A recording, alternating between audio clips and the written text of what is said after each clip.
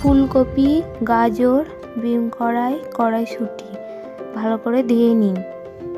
কড়াইটা গরম হয়ে গেলে ডালটা দিয়ে দিন। ভালো করে ভাজা ভাজা হলে ধুয়ে নিন। ধুয়ে নিয়ে প্রেসার কুকারে দিয়ে দিন পরিমাণ মতো জল, একটা সিটি।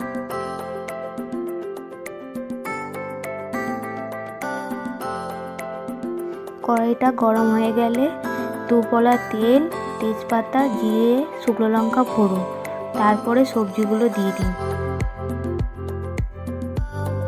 কমিয়ে ঢাকনাটা দিয়ে 2 মিনিটের পর ঢাকনাটা খুলে ভাজা ভাজা হয়ে এলে আদা বাটা, জিরে গুঁড়ো,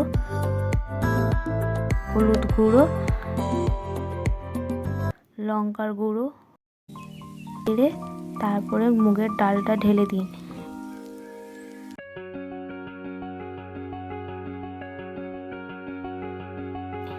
পরিমাণ মতন জল দিন।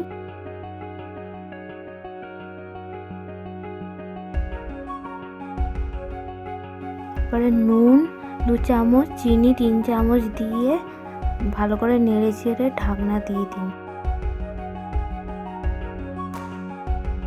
2 মিনিট পর ঢাকনাটা খুলে ভালো করে নেড়ে চেড়ে একটা বাটির মধ্যে ঢেলে ফেলুন।